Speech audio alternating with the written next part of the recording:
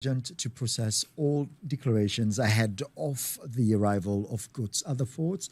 5. Obtain all permits or exemptions where necessary before the arrival of goods at the ports. 6. Prepare for payments on imported goods ahead of arrival of goods.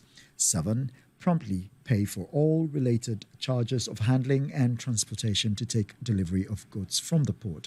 Importers and exporters are also encouraged to visit our offices at West Ridge Accra, Ridge Kumasi, Chapel Hill Takoradi, Gombihini Tamale, or our shipper complaints and support units at the Aflao, Akanu, Paga and Elubu borders, Takutel, Takoradi Port or Cargo Village, at the Kotoka International Airport for assistance with your shipping challenges. Call us on 0303 953374, 0303 953376, or toll-free number 0800 300055. Visit our website at www.shippers.org.gh. Ghana Shippers Authority, providing shipping solutions. Africa has become the fastest urbanizing region of the world, with a high rate of rural-urban migration. It is a trend that has surpassed that of China and India as the continent becomes the final frontier of the fourth industrial revolution. This rapid transition presents big challenges. It also offers big rewards for those willing to risk billions in investments in the call for an infrastructure development revolution in Africa. Africa's infrastructure sector is anemic, and such development would be unlike anything the world has ever seen before. For now, no country has answered Africa's call for infrastructure development quite like China. The IMF recently declared Africa the world's second fastest growing region, and many are predicting that it is well on its way to becoming a $5 trillion economy, as household consumption is expected to increase to a 3.8 yearly clip to $2.1 trillion by 2025. The attention of the world is now drifting towards Africa, with comparisons to 1990s era China no longer coming off as radical projections. China's mind-blowing growth in the last 3 decades has surprised the world. In recent years, China has dominated foreign direct investment outflows, planting its investment roots in many countries around the world, including across Africa. Prior to the beginning of this century, international trade relations between China and African countries were governed by just over a dozen bilateral trade agreements with mostly Northern African countries. Around the year 2000, a stronger alliance began to form. It all changed. So for decades, development partners from industrialized nations have relied on aid and foreign direct investment to finance infrastructure development, stimulate economic growth, and build technical capacity. Countries such as the United States of America, United Kingdom, Canada, and Germany have for many years led the way in providing international support to developing economies. Currently, Africa is calling for the creation of a one-stop-shop trillion-dollar global fund for investments in infrastructure and entrepreneurial development for the continent. The suggestion is that over a period of 10 years, this fund guarantees $100 billion investments per year for Africa. Now, this is not impossible. What with a $2.3 trillion sustainable development fund that is currently sitting idle? Just half of that fund, half of it, will suffice for Africa's infrastructure development revolution. The continent is now showing potential, and progress could come from what many consider to be a highly unlikely area, that is manufacturing. But can we really match China's feats in the coming years? We are going to be talking about this when we return. Transforming our country through trade is how most successful nations build their economy. At Exim Bank, we believe strongly that the bedrock of every economy lies in its ability to export its produce. This is why, as a bank, our focus is to facilitate Ghana's international trade to take made in Ghana goods to the global market.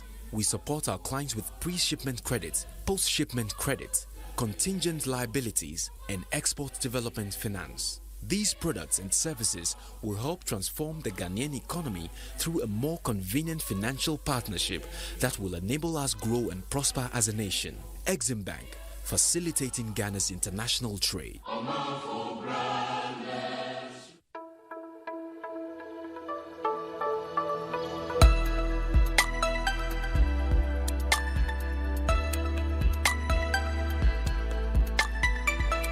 Welcome back.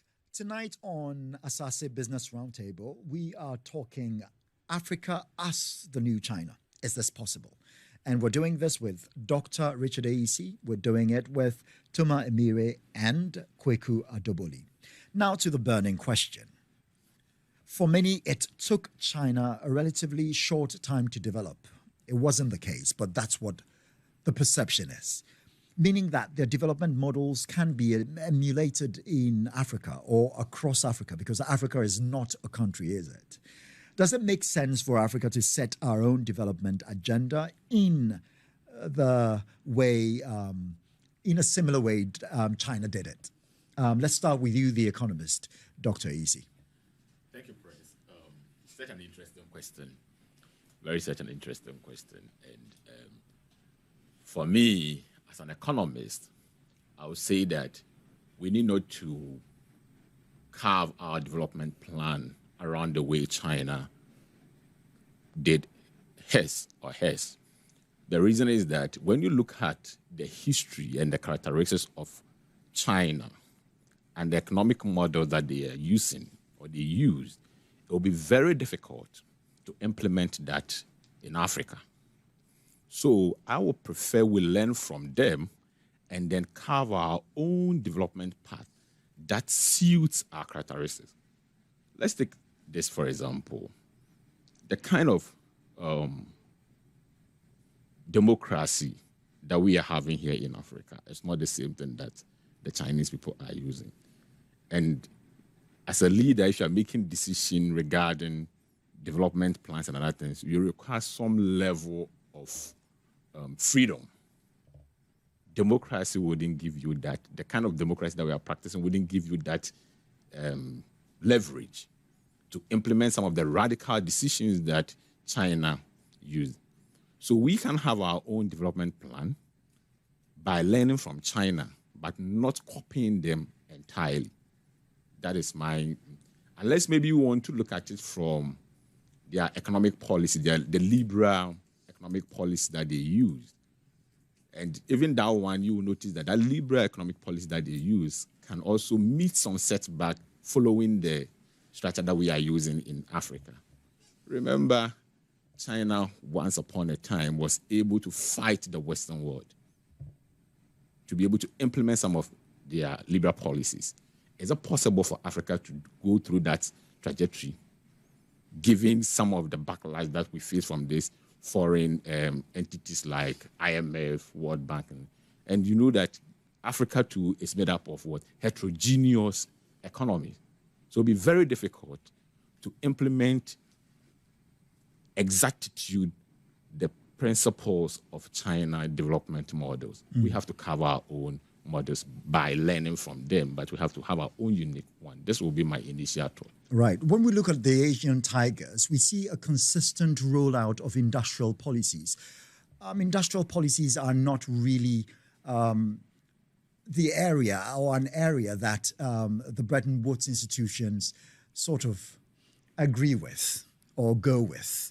And this is what we've seen the Asian tigers actually develop and roll out and implement. Can this be done in Africa or across Africa? So it's the same question I'm bringing to you, Kweku Adoboli. Can we take the same direction China took? If by the same direction, what you mean is, can we implement policies that lead to rapid industrialization? There are policies that will get us there. I agree with Dr. Asaase that it's not possible to follow exactly the same model. And I'll give you one example why. We often don't think about the cultural aspects of development.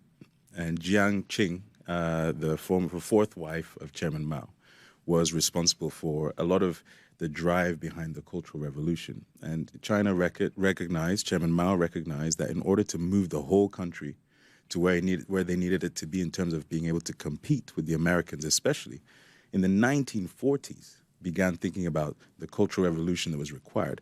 And Jiang Qing led that. And that Cultural Revolution is what is now driving through China's creativity and ability to innovate and to compete. Now, in order to follow some of China's policies, we also have to think about how do we implement such a cultural revolution in Africa across 54 countries and thousands of tribal cultures and languages. It becomes very difficult to foresee how you can bring together a whole continent in that way. And so therefore we need to develop our own policies. And so in short to your answer, I don't think it's possible for us to replicate their model. We have to create our own, and that's the way it should be, because our cultures are different. So we need to create our own development models. Tomai Miri. Well, Prince, Doc has spoken about the economics of this situation. Because he has spoken about the cultural side of it. There's still one thing that's also missing, and that's the technology.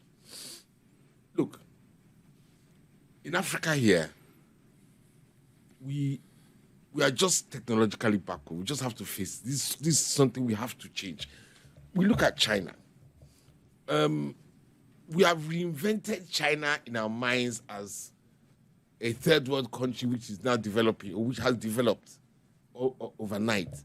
But don't forget that China is one of the original 5 nuclear powers. China is in the space race. China was not left behind in the technological race, which was why they were able to build industries that eventually have become globally competitive. I mean, yes, it's taken time. And now we're emphasizing, when we talk about China, we emphasize the strategies they use, like refusing to join the WTO until their industries have become globally competitive and things like that. Yeah, but they had the technological base from which to develop the industries to become globally competitive. Africa, when I say things like this, I think I come across as being rather like a wet blanket kind of thing. But, in Africa, we just don't seem to want to face technology. We go to school, go and read history and languages and that. And the guys who now even go and read engineering, they come out and go and work in the ministry and sit behind tables, pushing files. If we do not go beyond this situation of taking completely knocked down parts and assembling them and saying those are industries, then there's no way we could possibly try to copy the Chinese strategy, even if it would have worked in terms of the economics and the cultural aspect, which my brothers have pointed out, there are also issues there. But the fact is that without technology, we're not going to go anywhere. It's as simple as that. Yeah, China built the Great Wall, so we could say that, culturally they are technologically inclined, but so did we build the great Zimbabwean empire and other empires, including Meroe, across Africa. So what changed for Africa? I would say it is our colonial narrative or colonial history. You want to go there, Dr. Asaase? Yes. In fact, I was coming to that point. The kind of colonization that we went through as country, like African countries, were technically different from that of China. Who was mentioning the culture aspect? They didn't have that diffusion of their culture. Their culture wasn't taken away when they were colonized. When the British went there, right? But when you come to Africa, everything of ours, we lost it. So now we think like the white, we do everything like the foreigners. We don't even practice. So if you look at the leadership strategy of China, the CPC model, like governance that they are using. You will notice that if you read history, you notice that it is coming from their dynasties. Their dynasties that it's called the Queen KOI, Chang, you know, Chang dynasty. That is the same strategy that they are using. But take Africa, for example. Let me use Ghana, right? Everything of ours went away, and then we are now using different system. That is why, for me, I would say we should look at this socio-economic factors before we attempt to follow their strategies, because it may not work for us. And as we move, I'll give you a typical example. I think the last time I made mention of the fact that when you go to China, you will not see anybody using iPhone. Right? They deliberately, you know, because of the system, they use their own product. This place is not like that. You cannot force somebody to do that. Attempt to do that. Even look at the Galamsey fight. Attempt to do that. You will see how we will politicize it. We will trivialize it. We will make all those funny arguments around it, which would demoralize you, the leader. And especially when you know that you have another 4 years to run for election. Are you getting the point? So we should also take into account some of these things. Right. All right. So when we return, we will talk a little about China's rise. We'll also go into some of these colonial narratives and how they have affected our development, how they have affected our economic development, because both are connected. That is when we return.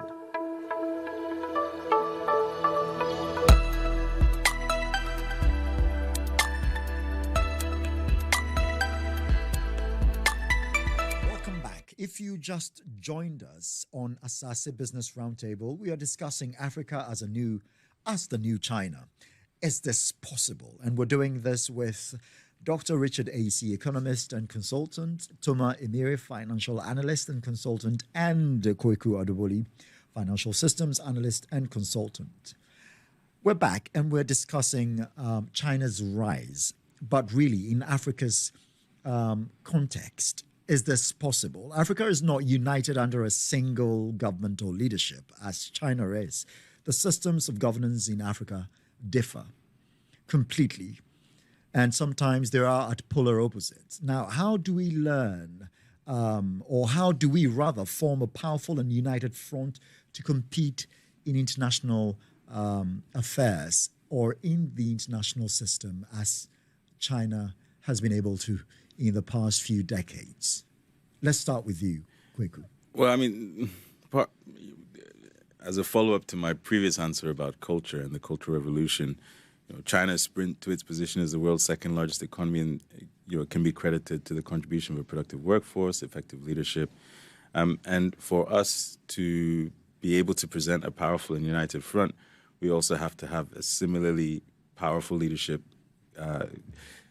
coming from a position of powerful negotiation, collective negotiation, which ultimately is what the African Continental Free Trade Area tries to do, and so does the African Union, but the Continental Free Trade Area is trying to advance that. So in terms of economics, obviously the Continental Free Trade Area, but my concern is really about culture, and in the end, how do you create a productive workforce? And what we're finding, what we're learning is that what has been done to us in the past is stopping us from creating productive workforce, from our people being able to act without exact guidance and be able to think around a problem and to be able to advance in terms of industrialization. The ability to solve problems and to have confidence in your own creativity is the thing that ultimately was stripped of us from us through colonialism so that we would not challenge the system that was being placed upon us.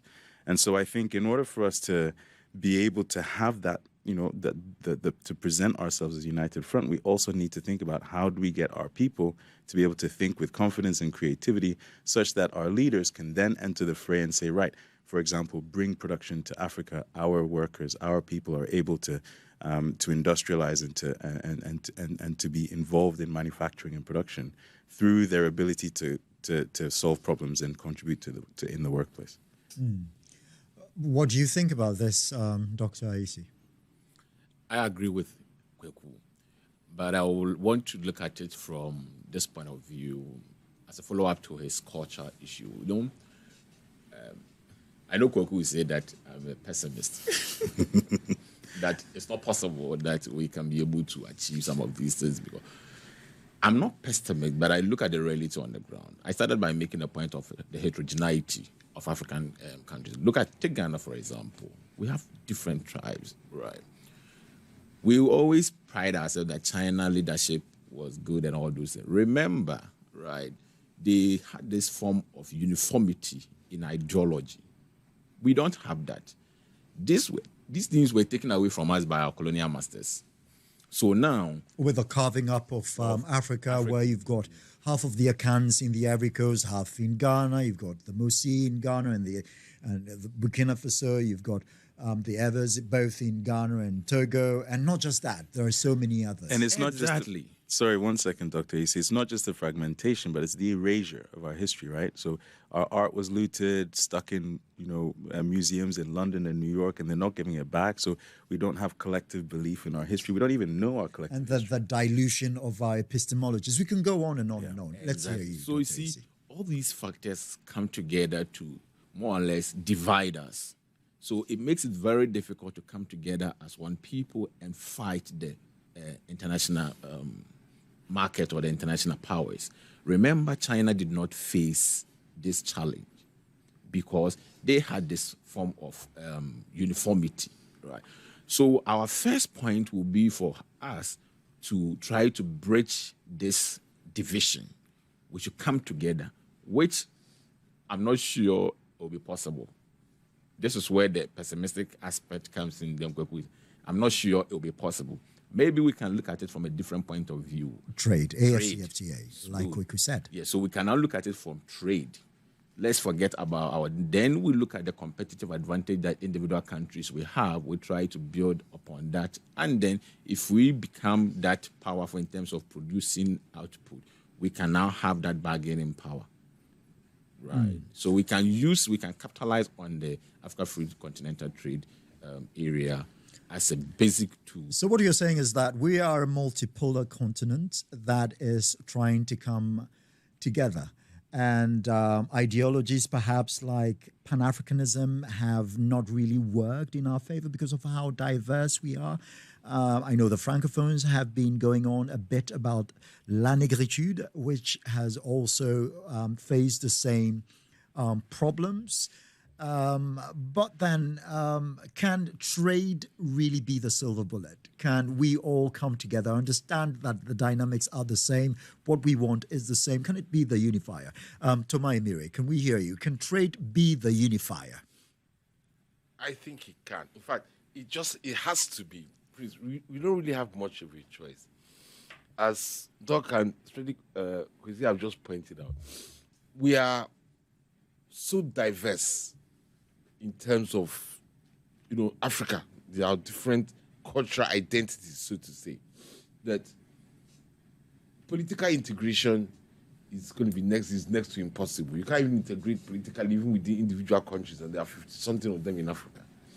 But trade, yes, the African Continental Free Trade Area is what I think Africa, can leverage on. Whether it is what we should be leveraging on is not the issue. That is what we are capable of doing. How did China rise up in the world? It was size of market, 1 billion people, all right? And it works both ways. 1 billion people in terms of productive capacity, 1 billion people in terms of consumer market, size of consumer market. Africa has the same thing, right? And you don't have to, as you talked about, for example, the Akans have been in Ghana, have been in Cote d'Ivoire. Whether they're in Cote d'Ivoire or they're in Ghana, the bottom line is that if you allow the preferential trade terms of the African Continental Free Trade Area, whether the Akan is producing from Cote d'Ivoire or is producing from Ghana, he's producing here. We are saying that we want to produce for our own African market. All right? Africans will produce for their own African market. Forget about the cultural identity of the person behind it. It is, in this case, if you like, I even just call it a line in the sand in terms of the borders of Africa. We have created a market. We have created a market. And it can do what China's is it unipolar cultural identity for China, right? In terms of size of market, from both the production side and the consumption side, it was the size that worked for them. After we do the same thing for us, whether we bring our cultural identities back together, and we look at the situation of cultural identities having been destroyed under colonialism and everything. Yeah, fine, it's true.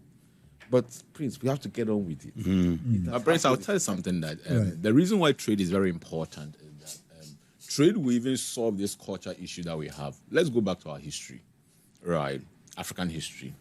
We were trading among us. We traveled distance. The Mali Empire, the Ghana Empire, the Sogdian Empire. We traveled distance and then we trade.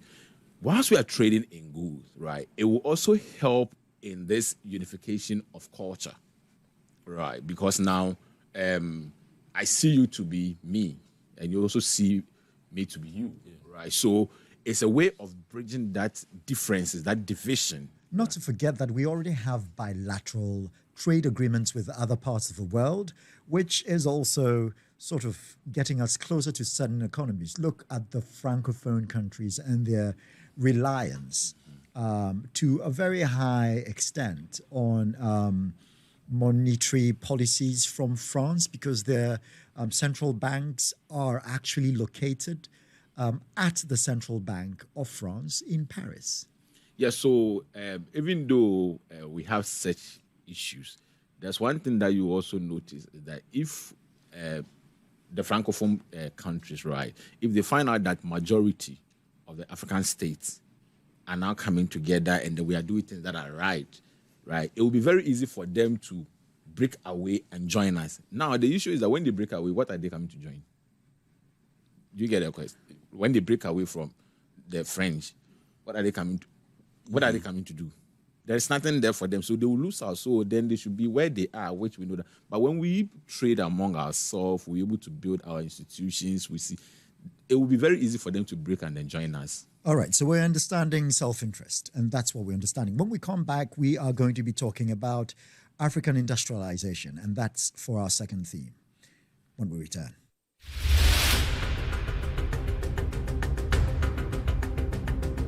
Welcome back. If you just joined us, we are talking about Africa as the new China. Is this possible? And we're doing it with Dr. Richard Asaase, economist and consultant, Toma Emire, financial analyst and consultant, Kweku Adoboli, financial systems analyst and consultant. So we are on our second theme. We're talking about African industrialization, and we're comparing it with that of China's. Made in China products are ubiquitous. They're everywhere. You can find a Chinese product almost everywhere you go in the world. Do you think that in the coming years, Africa can match China in the world's manufacturing hub? Let's start with you, Kweku. I think it can. Africa has a very rapidly growing population. Currently in Ghana and actually the rest of Africa, under 25-year-old underemployment is near 60%. Unemployment is hard to measure, but underemployment is near 60%. And in African terms, in global terms, that's effectively unemployment. I think that China, as shown by their recent policy to this week announcing that families can now have a third child, is showing us that the number of workers that they have that are young and able to provide cheap labor is reducing as their projections. Because they're getting wealthier, and wealthy families tend to have fewer children. Correct. So if you're looking for a zone with lots of young people who are able to work relatively cheaply, you would, I would suggest Africa is where you go. It's the only place to go, actually, where, over 50% of the population is under the age of 25, and those under 25 are 60% underemployed. So there's a lot of labor. And if we can recognize that converting that labor into manufacturing and industrialization, we can reap the benefits of putting our people to work. And I think that China has recognized that and has been engaging with us on that policy for maybe 2 decades now. And it's time for us to recognize that we have the ability to put those workers to work to our benefit. If China sends its current power in manufacturing to us and employs our workers for us in pursuit of their aims as, the global hegemon on manufacturing and industrialization, then we'll continue to play this support role that we've played for hundreds of years. It's up to us to get our young people to work and to get our young people to work across Africa. I'll give you one example. Take Togo. When mangoes are seasonal, when Ghanaian mangoes are out of season, we get our mangoes from Togo. And so I think one example is if you focus on trade and you create seamless borders where there are fake lines that have been drawn between people of the same culture. If you create seamless borders, then those people will move across those borders and move trade. In pursuit of trade, they'll just move across those borders naturally, and you might get a reunification of culture. Scarcity. Exactly right, and we're able to. Togolese farmers are able to sell their mangoes in Ghana's off season in Ghana, and that's the kind of thing that you want to see. The benefit of Continental Free Trade Area. But more importantly, it allows our workers to move around. Now, the more our workers move around, the more we seek higher yields on agricultural products, etc., the more we realize we need to industrialize. And so we move towards industrialization, pull the workers, the young people into that industrialization. But it comes with a warning, which is that employing people, getting them to achieve industrialist goals is not easy. You have to teach them, you have to educate them, and then you have to create systems and processes that they can follow. And until date, we've struggled to do that. And I think we need to focus on the cultural elements of our societies that have stopped us from doing that, and make sure that we are focused on what has been done to us in order to then be able to move forward. So, Dr. Asaase, from Kweku's arguments and projections with respect to China having allowed families to have 3 children instead of 1, which was the norm for, I think, about a decade and a half or 2 decades or so. Now, does this mean that they are not seeing mechanization in the future of work in China?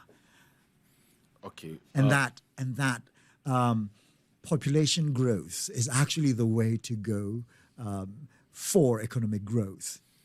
Okay, so when you look at China's development process, they capitalize on population. They use population as the main tool production for growth. Whilst the traditional models debunk this issue of population growth, they benefited from that. One, how did they benefit from that? Their labor was very productive. Their labor was very, very productive because of this technology and that. So they were able to bring a lot of these manufacturing companies from other countries, like US want to set up plants there, France will want to set up plants there and make advantage of that. So that was how that was advantage that they capitalized on it. If Africa want to take that, want to benefit from that manufacturing or industrialization group, then we should be proactive, we should be strategic, and then we should be conscious on trying to do what? Make our population very productive. Kweku was saying that we have 25, the youth, like 25 below, we have a lot of, it constitutes about almost half of our population, which is right. The question is, are they productive? Are they productive? There's a difference between being educated and being productive. If we want to take advantage of that, then we have to make sure that this population that we have becomes productive. And that will help China or other countries try to utilize the cheap labor that is here. But if we don't make it productive, nobody will want to come here and then bear huge costs in production process. Are you getting that point? So, Toma, can Africa match China as the world's manufacturing hub? They were able to leverage on the numbers to create an ecosystem, a manufacturing ecosystem that manufactured things for the world. Can we match it with our very, very, different kind of governance systems and us not being as united? From the angle of the economics of the thing, it's going to be difficult. Look, first of all, manufacturing companies are not like commerce. It takes time. There are a relatively long gestation period for investment. However, we don't have long-term capital. I'm just looking at the reasons why we have not been able to industrialize so far. We don't have long-term capital, right? And to me, the biggest problem is our reward system. Our reward system does not really accommodate manufacturing. Prince, look, if you leave school, all right, you take two guys to just leave school. One goes to set up a cottage industry in his backyard using our African proper natural resource endowment. Then somebody else goes to Tema and becomes one of these briefcase clearing and forwarding agents who is dealing in the myriad imports, including toothpicks, we bring it to Ghana. By the time the guy who has set up the cottage industry with a very good plan written is declaring how frustrated he is because he's not able to get capital, he's not been able to get technology, this and that. The guy who went with this, who became a suitcase clearing and forwarding guy, will have made so much money from fees he has charged from helping people to clear the toothpicks, from which he has now bought a Mercedes Benz. That anybody who's seen them would decide that he's not going to touch manufacturing. And this is a situation that is repeated across so many African countries, not just Ghana. So we need to change the structure. We need to have a structure where, we talk about productivity in China, but let's face it, here in Ghana, what productivity are we talking about? Doc is here, Dr. AC is here. With all the school that's going, all he knows. There are people, let me go back to the second example, that's one I know about. People doing clearing and foiling that Tema pots. Secondary school leavers. Don't know much about anything. One or two contacts in customs or whatever. Then, financially, they've left Doc far, far, far behind. And that's not an easy feat to achieve. But they've done it. And but at the end of the day, please, between Doc and someone like these people, who's the most productive? Our system does not tie productivity to reward. To reward. Look, there are basic things we need to change. There are basic things we need to change if we are going to. So briefly, how do we begin this change? Let's just come to you, Doc. Begin this change. I don't know where we can start from, but I think it's all. We need to have a total structural change, right, in some of these things. But it will be very difficult, especially with the open market system that we are in, right? So, like Thomas just said, people are motivated by their own interests. So where they get money is where they will go. Where they will get money is where they will go.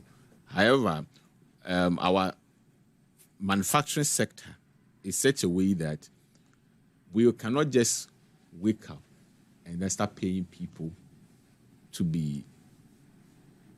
just like that to attract people into that sector. Right. So it will take time, but I don't know where we'll start from. Kweku, 1D1F, such policies, will they change things?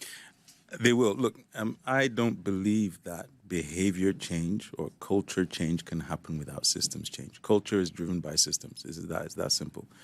Take Ghana, for example. Like we were speaking about yesterday, I've been trying to, increase the yields on my dad's mangoes and, trying to create a process by which we can churn out lots of smoothies. Basic product, smoothies in a bottle.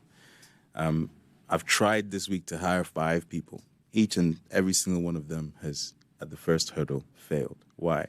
Because, we're asking them to do a simple process, peel some stuff, blend some stuff, bottle some stuff, sell some stuff. But because it's sort of not in the normal sense of work that they know, after a day, They're like, well, this is really hard work and you're not paying us enough. And, we'd rather go back to selling ice water, at traffic lights. Okay, fine. Or doing nothing, right? And so the next day you find someone else and you go through the same process again. And I think that comes from, the way we've educated our people and their sense of belief and self-belief and what their roles should be. 1D1F is a policy that creates a systematic cultural change where people are being incentivized to find answers to the questions of how do we industrialize, where do we place our factories, how do we teach the people in that environment or that community to be able to contribute to those factories. And that is a sticky challenge that we really have to face hard and have the resources, and the government is helping by providing resources to try and solve those questions. But without policy like that, it's going to be impossible to change because, like I say, systems change culture and not the other way around. You can't just say, I want this, and then expect it to happen. You actually have to put something in place, which 1D1F and other policies do very well. All right, so talking about 1D1F, when we return, we're going to be talking about African integration via the AFCFTA. Is it enough to plug us into this AFCFTA vision, which is actually now reality? Is it enough to take us to that level of development we're seeking when we get back? Transforming our country through trade is how most successful nations build their economy. At Exim Bank, we believe strongly that the bedrock of every economy lies in its ability to export its produce. This is why, as a bank, our focus is to facilitate Ghana's international trade to take made-in-Ghana goods to the global market. We support our clients with pre-shipment credit, post-shipment credit, contingent liabilities, and export development finance. These products and services will help transform the Ghanaian economy through a more convenient financial partnership that will enable us grow and prosper as a nation. Exim Bank, facilitating Ghana's international trade.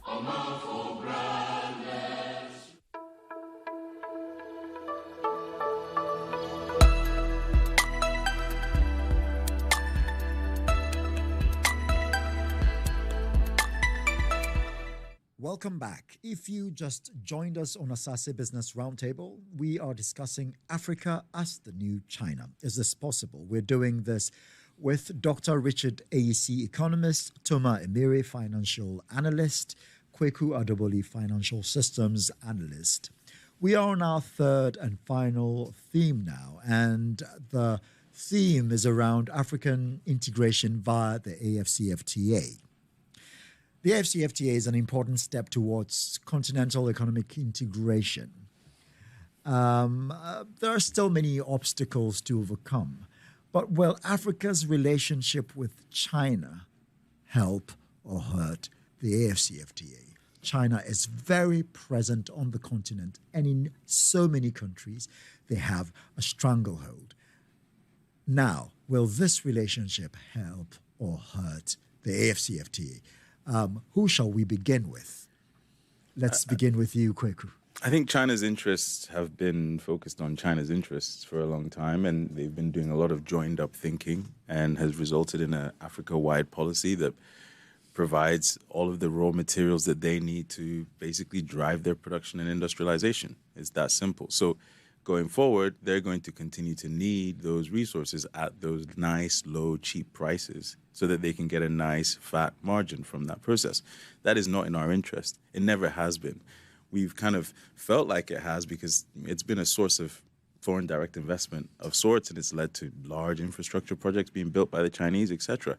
But going forward, if we want to control our industrialization and control the use of our labor power, our people, our workforce, then we need to move away from that policy of things like all-you-can-eat bauxite and for $5 billion and policies where we're basically giving away our raw materials to China. For example, we could consider ways to move iron ore that's in Senegal and Ivory Coast and build smelters and create iron ourselves and put that into our industrialization and into our infrastructure projects.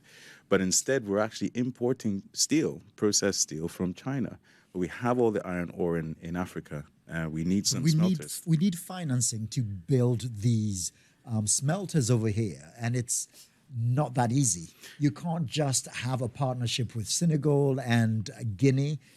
Guinea to import bauxite and go to Senegal to smelt because they do not have the smelters over there. We need innovative financing to build some of these. Right, and we say it's not easy, but if we were to basically say across Africa or across just West Africa, we need one smelter, okay, to start. Well, everything is about starting the process. We need one smelter. Okay, all West African, all ECOWAS come together. How much does a smelter cost? Maybe, I don't know, a few billion. Bring it together so that you can, and figure out the train lines that take the bauxite, the iron ore to where you need to take it. But this defeats the very structure of economics, which is built on self-interest and greed. Which country is going to allow you to build a smelter over there, and so forth and so forth? So, Prince, even to not even go to that direction, if we want to build this smelter, we don't have that money. We don't want to import from China. China will say that, okay, let me put out that factory in, let's say we decide that it will be in Ghana. China will now build it for you.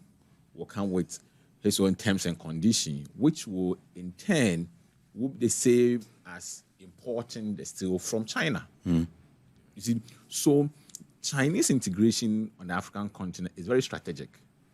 They don't just move. That has been my concern all this while, that Africa needs to be strategic. We should be tactful in everything that we do.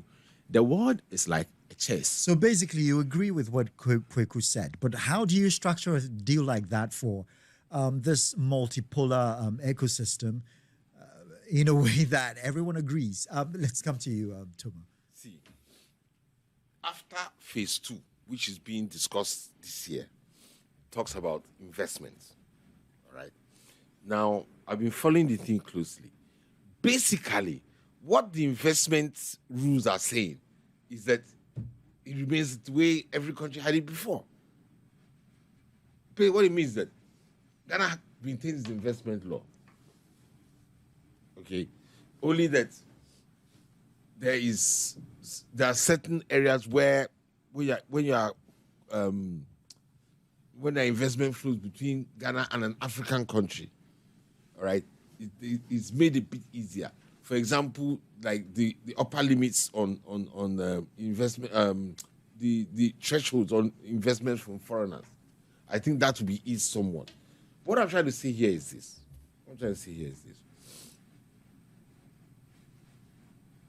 You have, okay, scenario. Let me just give you a scenario. Somebody in Ghana wants to export to other African countries. He goes and gets Chinese financiers. All right? They come in here. Basically, there's country of origin rules, which means that so far it's made in Ghana, it qualifies for duty-free export to other African countries. So they set up their factory in Ghana. All right? Bring in as many Chinese people as they want. Okay, to run the thing. I think labor is part of the regulations. So you need to have Ghanaian labor to a certain extent, I think. Okay, fine. But bottom line is I'm talking the bottom line is about the financial flows. Let's say, okay, you bring Ghanaian labor and they produce the thing. All right.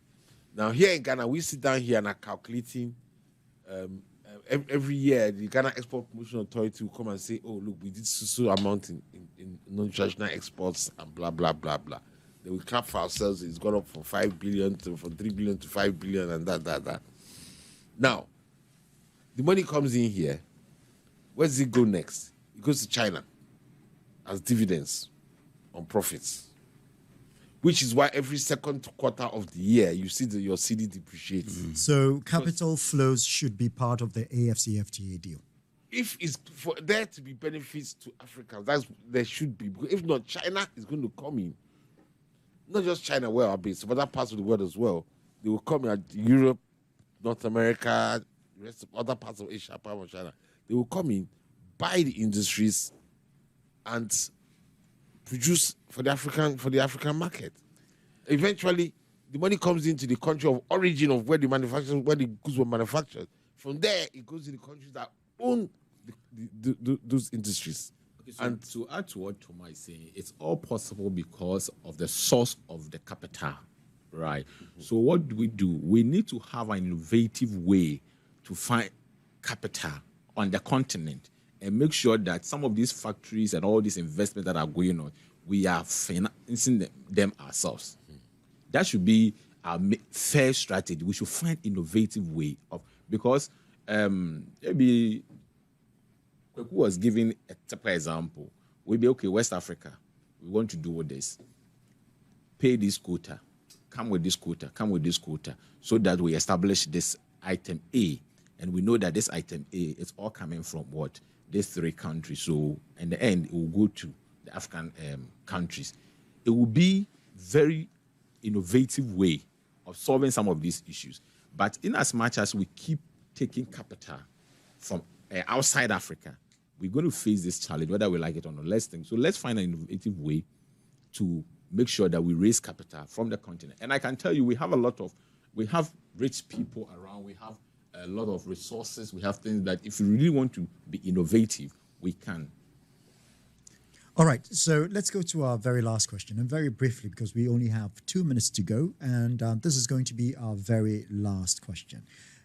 And you'll have to make it your last words as well. To be able to challenge China and other superpowers that Africa needs to shed China's hold on our resources. We've been discussing this. Is the AFCFTA enough to bring Africa fully into its economic powerhouse potential? Shall we begin with you, Doc?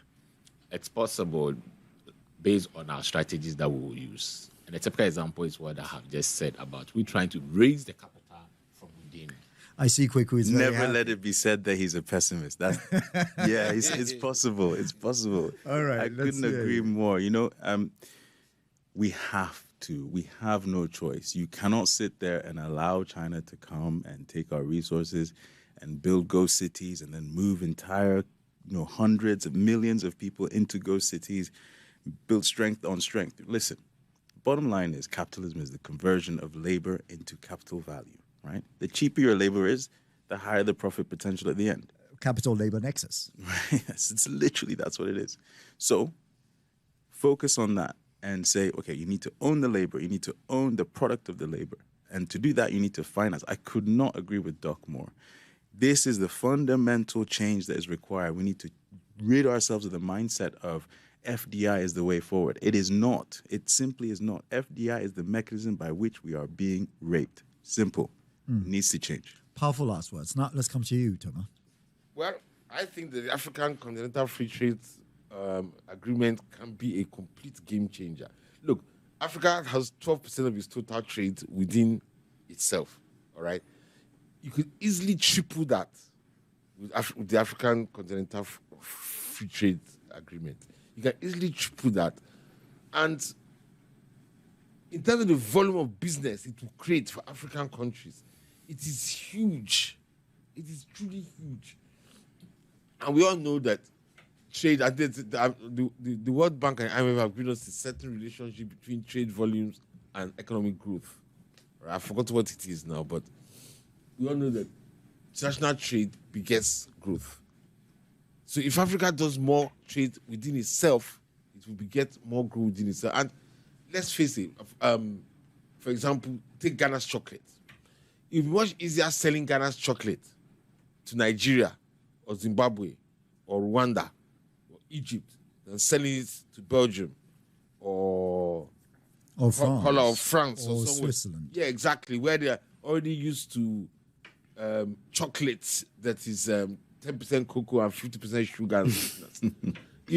So I think it's a very, very good thing if you handle it properly. All right. So thank you very much. AFCFTA could give China a run for its money on the continent and also help the continent match China's development. And that's what we've been talking about. We have been discussing this with Dr. Richard Asaase, economist and consultant, Toma Emire, financial analyst and consultant, and Kweku Adoboli, financial systems analyst and consultant. And we've been discussing Africa as the new China.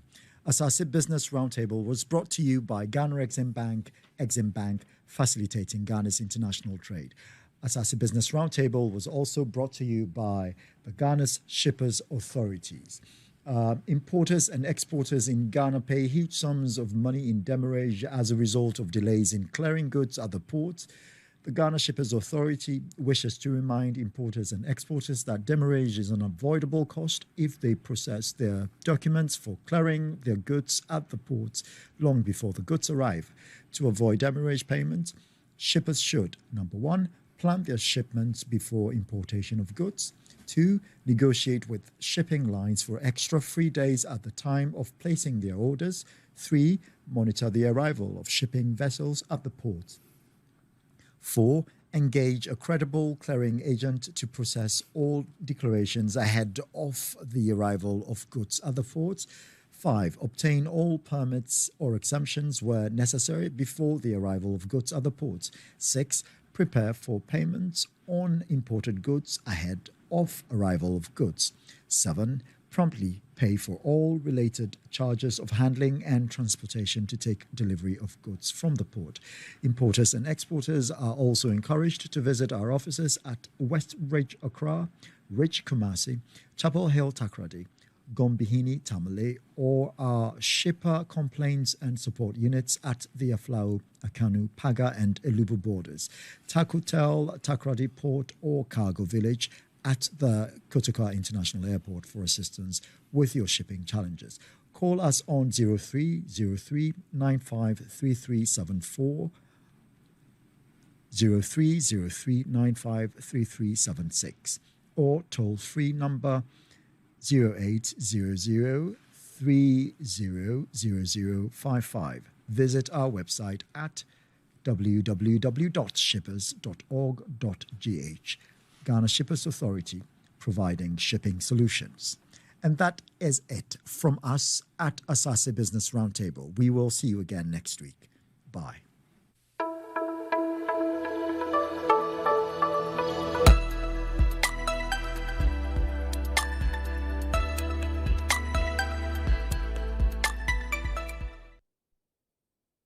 Black. It's not